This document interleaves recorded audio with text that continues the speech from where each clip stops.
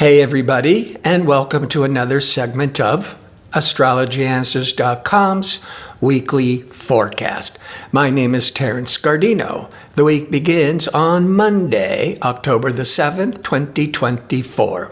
And the moon that sets the public tone is in optimistic, outgoing Sagittarius, with the sun from the end of September through the end of October is in Libra. And Libra is an air sign compatible with the moon in Sagittarius, a fire sign. So there's a lot of upbeat, positive, motivating energies starting the new work week. On Tuesday, the moon continues in Sagittarius, keeping all that outgoing, playful energy continuing. But pleasure-seeking, romantic, creative Venus will be in harmony with Mars, maybe twice in a year. Venus-Mars can trigger more passion for romance. It can give more motivation to having fun, attending parties. Creatively, there's that Venus. You could be feeling more compelling to express yourself. And communication Mercury, discerning Mercury, will also on Tuesday be trining the best flow of energy to expansive Jupiter. Mercury to Jupiter, you could be getting more interested in learning, in teaching, making long-range plans, updating your website because it's all that spreading information more out to the world. So it's a really positive day with the moon in Sag and Venus trining Mars and Mercury trining Jupiter. So there's a lot of upbeat opportunities happening, but Jupiter is going retrograde, as it does once a year from October the 8th, and will remain retrograde until February the 4th.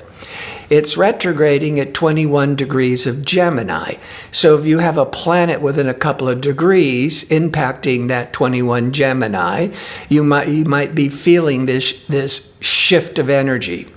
Basically, when Jupiter goes retrograde, Jupiter's about abundance and luck. And when it's in retrograde, whatever you've been hoping for, whatever you've been expecting, may be more delayed, or what you were expecting, the result is smaller. Now, on Wednesday, now the moon is in productive, organized, practical Capricorn. And there's no other planetary events. So it's a relatively calm day, where Tuesday there might be more excitement, more mental stimulation. But on Wednesday, it's like now it's time to get the job done, line up our ducks, how do we achieve our goals, being productive. Thursday, as the moon continues in Capricorn, it's going to be in a hard angle to the Libra sun. This is going to be around noon to maybe 1 or 2 p.m. Pacific time. So the moon represents all of our old patterns and habits. And when it's in a hard angle to the sun is putting a spotlight, shining light on these old habits. So it could be that you're realizing how much you're stuck in a pattern, but it's also very favorable to being able to recognize a habit you need to start recognizing and letting go. By mid-afternoon Pacific time, that moon in productive Capricorn will be in opposition or interacting with ambitious Mars. Now, this can go either way, but with the moon up squaring the sun, there might be some ego disputes, and Mars can have a lot to do with being impulsive and rash. So when you're interacting with others during the day, Pacific time, there might be more anxiousness, irritability, impulsiveness. But as we get past, let's say, 5 p.m. Pacific time, all of that stressful, anxious energy will start winding down. Plus, the moon in Capricorn is keeping you more level-headed and grounded anyhow. On Friday, the moon continues in organized Capricorn, but by 9:31 a.m. Pacific time, the moon goes into Aquarius. You'll see a different shift because Capricorn is traditional, it's conventional, it wants to be productive. When the moon goes into Aquarius once a month, Aquarius is more innovative, progressive, it's more non-traditional, where the Capricorn was let's follow the rules and do everything by the book. Where the Aquarius, there's more of a tendency to get out of the old routine, try something new. Now, Pluto is going direct at the last degree of Capricorn, and it will remain in Capricorn until the middle of November, when it goes back into Aquarius and will remain there for nearly 19 more years. Pluto is all this powerful transformational energies and so whatever it's been stirring up in your chart, if it's impacting from the last degree of Capricorn, or how that impacts if you have planets like the last degree of Cancer, the last degree of Taurus, etc. You're going to feel this major movement pushing forwards. But Pluto's been in Capricorn since 2008.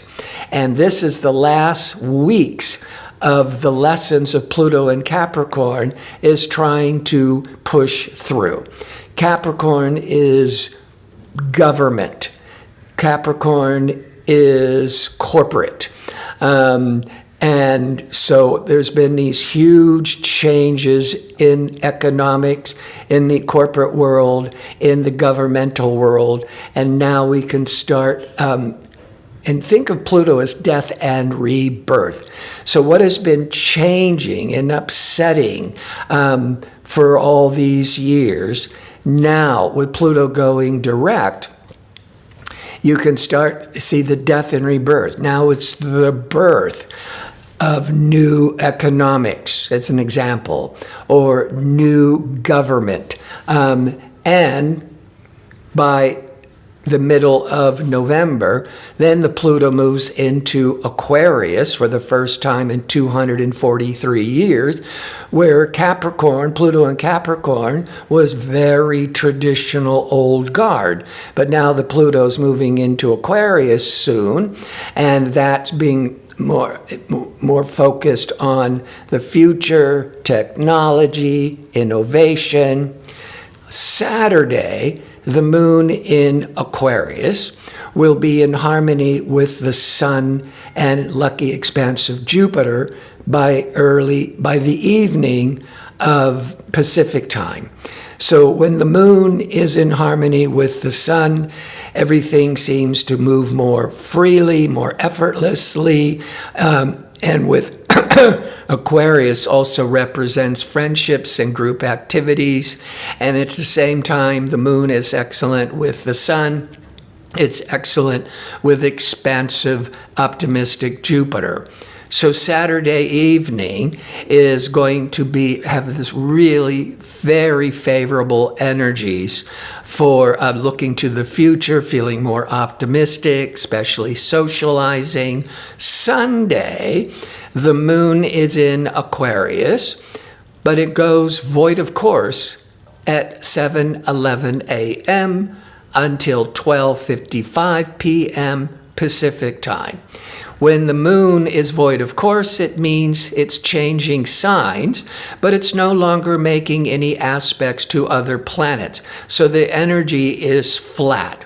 So the general rule of thumb with the moon void of course, you don't want to be making major decisions in life, because the energy is unproductive and flat. So whatever you might be thinking about going after and achieving, it's going to take more effort or just fall flat. At 12:55 p.m. Pacific time, the moon goes into Pisces.